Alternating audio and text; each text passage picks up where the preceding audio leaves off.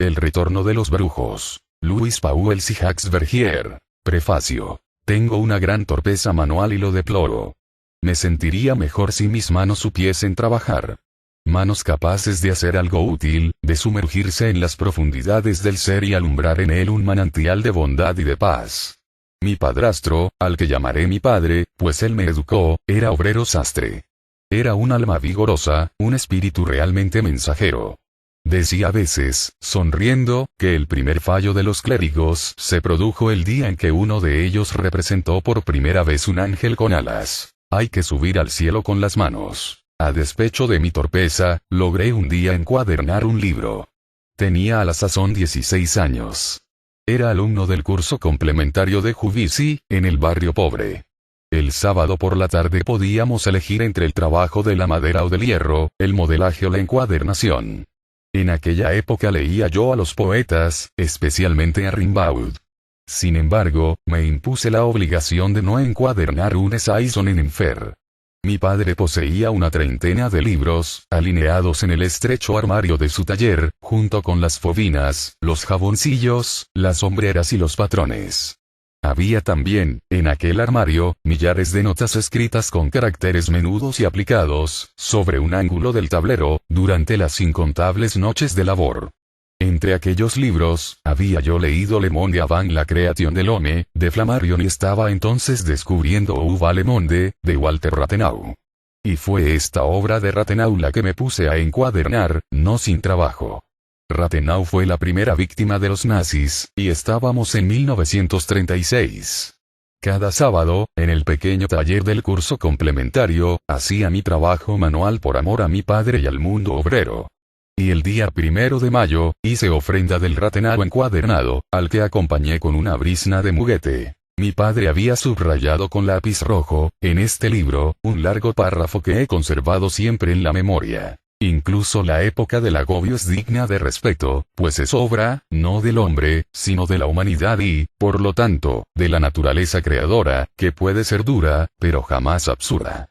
Si es dura la época en que vivimos, tanto más debemos amarla, empaparla de nuestro amor, hasta que logremos desplazar las pesadas masas de materia que ocultan la luz que brilla al otro lado. Incluso la época del agobio, mi padre murió en 1948, sin haber dejado nunca de creer en la naturaleza creadora, sin haber dejado nunca de amar ni de empapar con su amor el mundo dolorido en que vivía, sin haber perdido jamás la esperanza de ver brillar la luz detrás de las pesadas masas de materia.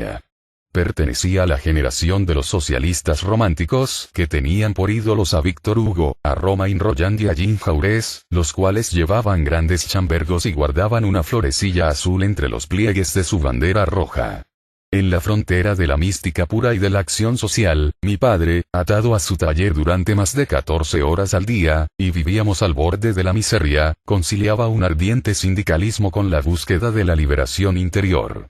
Había introducido en los gestos más breves y humildes de su oficio un método de concentración y de purificación del espíritu, sobre el cual nos ha dejado centenares de páginas escritas. Mientras hacía ojales y planchaba telas, tenía un aspecto resplandeciente.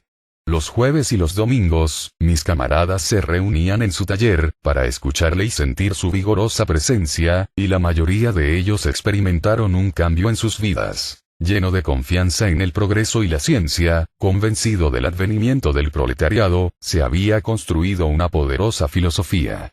La lectura de la obra de Flammarion sobre la prehistoria fue para él una especie de revelación.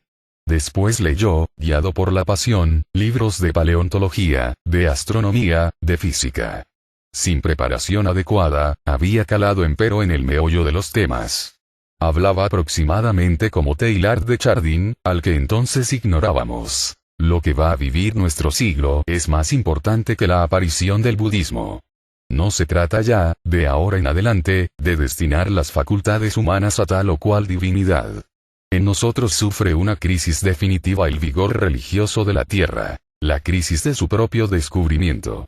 Empezamos a comprender, y para siempre, que la única religión aceptable para el hombre es la que le enseñará ante todo, a conocer, amar y servir apasionadamente al universo, del cual es el elemento más importante uno. Pensaba que la revolución no debe confundirse con el transformismo, sino que es integral y ascendente, y aumenta la densidad psíquica de nuestro planeta, preparándola a establecer contacto con las inteligencias de los otros mundos y a acercarse al alma misma del cosmos. Para él, la especie humana estaba por terminar. Progresaba hacia un estado de superconciencia a través del ascenso de la vida colectiva y de la lenta creación de un psiquismo unánime. Decía que el hombre aún no está terminado ni se ha salvado, pero que las leyes de condensación de la energía creadora nos permiten alimentar, a escala del cosmos, una formidable esperanza. Por esto juzgaba los asuntos de este mundo con una serenidad y un dinamismo religioso, buscando, muy lejos y muy alto, un optimismo y un valor que fuesen inmediata y realmente utilizables. En 1948 acabábamos de salir de la guerra, y ya renacía la amenaza de otras batallas, esta vez atómicas. Sin embargo, consideraba las inquietudes y los dolores presentes como negativos de una imagen magnífica. Existía un hilo que lo ataba al destino espiritual de la Tierra, y el hombre proyectaba, sobre la época de agobio en que terminaba su vida de trabajador, y a pesar de sus grandes dolores íntimos, mucha confianza y un gran amor. Murió en mis brazos, la noche del 31 de diciembre, y me dijo antes de cerrar los ojos: no hay que contar demasiado con Dios, pero es posible que Dios cuente con nosotros. ¿Cuál era mi situación en aquel momento? En 1940, cuando el desastre, tenía 25 años. Pertenecía a la generación funesta que vio derrumbarse un mundo, que había sido amputada del pasado y dudaba del porvenir. Yo estaba muy lejos de creer que la época de agobio fuese digna de respeto y que hubiésemos de empaparla de nuestro amor. Más bien me parecía que lo más razonable era negarse a participar en un juego en que todo el mundo hacía trampas. Durante la guerra me había refugiado en el hinduismo. Él era mi marquís. Vivía en él, en una resistencia absoluta. No hay que buscar el punto de apoyo en la historia y entre los hombres, pues siempre se nos escapa. Busquémoslo en nosotros mismos. Seamos de este mundo como si no fuéramos de él. Nada me parecía más bello que el somormujo de la Bhagavad Gita, que se sumerge y remonta el vuelo sin mojarse las plumas. Hagamos, me decía, que los acontecimientos contra los que nada podemos no puedan nada contra nosotros. Y me sentaba en el suelo, en la actitud del loto, sobre una nube venida de oriente. Por la noche, mi padre leía a escondidas mis libros, tratando de comprender la extraña enfermedad que tanto me separaba de él. Más tarde, el día después de la liberación, busqué un maestro que me enseñara a vivir y a pensar. Me hice discípulo de Gurdjieff. Esforzábame en desligarme de mis emociones, de mis sentimientos, de mis impulsos, con el fin de encontrar, más allá, algo que fuese móvil y permanente y que me consolara de mi escasa realidad y del absurdo del mundo. Juzgaba a mi padre compasivamente. Me figuraba poseer los secretos del gobierno del espíritu y de todo conocimiento. En realidad, no poseía más que la ilusión de poseer y un intenso desprecio por aquellos que no compartían la misma ilusión. Desesperaba a mi padre. Me desesperaba yo mismo. Me secaba hasta los huesos en mi posición de repulsa. Leía a René Guénon, pensaba que teníamos la desgracia de vivir en un mundo radicalmente pervertido y destinado justamente al apocalipsis. Hacía mío el discurso de Cortés en el Congreso de Madrid, en 1849. La causa de todos vuestros errores, señores, es que ignoráis la dirección de la civilización y del mundo. Creéis que la civilización y el mundo progresan, y retroceden. Para mí, la edad moderna era la edad negra. Me empeñaba en enumerar los crímenes del espíritu moderno contra el espíritu. Desde el siglo XII el occidente, desligado de sus principios, corría su perdición. Alimentar cualquier esperanza era aliarse al mal. Yo denunciaba toda confianza como una complicidad. Solo me quedaba ardor para la repulsa, para la ruptura. En este mundo, sumergido ya en sus 2/3 partes, donde los sabios, los políticos, los sociólogos y los organizadores de toda clase se me aparecían con otros tantos coprófagos, solo los estudios tradicionales y una resistencia incondicional al siglo eran dignos de estima. En este estado de ánimo, era natural que considerase a mi padre como un primitivo ingenuo. Su poder de adhesión, de amor, de visión lejana, me producía la irritación de lo ridículo. Le acusaba de haberse quedado rezagado en el entusiasmo de la exposición de 1900. La esperanza que ponía en una colectivización creciente y que llevaba a un plano mucho más alto que el político, provocaba mi desprecio. Yo solo respetaba las antiguas teocracias. Einstein fundaba un comité de desesperación compuesto de sabios del átomo. La amenaza de una guerra total se cernía sobre la humanidad dividida en dos bloques. Mi padre moría sin haber perdido un ápice de su fe en el porvenir, y yo había dejado de comprenderle. No evocaré en esta obra los problemas de clase. No es lugar adecuado.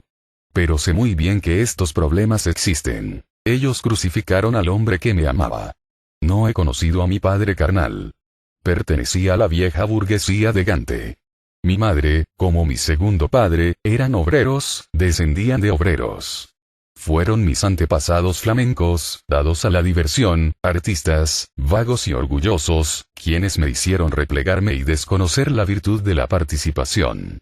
Hacía ya largo tiempo que se había levantado una barrera entre mi padre y yo. Él, que no había querido tener más hijos que este hijo de otra sangre, por temor a perjudicarme, se había sacrificado para hacer de mí un intelectual. Y, al dármelo todo, había soñado en que mi alma se parecería a la suya. A sus ojos, yo debía convertirme en un faro, en un hombre capaz de iluminar a los otros hombres, de darles valor y esperanza, de demostrarles, como él decía, la luz que brilla en lo más hondo de nosotros. Pero yo no veía ninguna luz, salvo la luz negra, ni en mí, ni en el fondo de la humanidad. Yo no era más que un amanuense parecido a muchos otros. Llevaba hasta sus últimas consecuencias el sentimiento de destierro, la necesidad de rebelión radical que pregonaban las revistas literarias allá por el año 1947, al hablar de la inquietud metafísica, y que fueron la difícil herencia de mi generación. En estas condiciones, ¿cómo se puede ser un faro? Esta idea, esta palabra hugoliana, me hacía sonreír malévolamente. Mi padre me acusaba de descomposición, de pasarme, como él decía, al bando de los privilegiados de la cultura, de los mandarines, de los que estaban orgullosos de su importancia.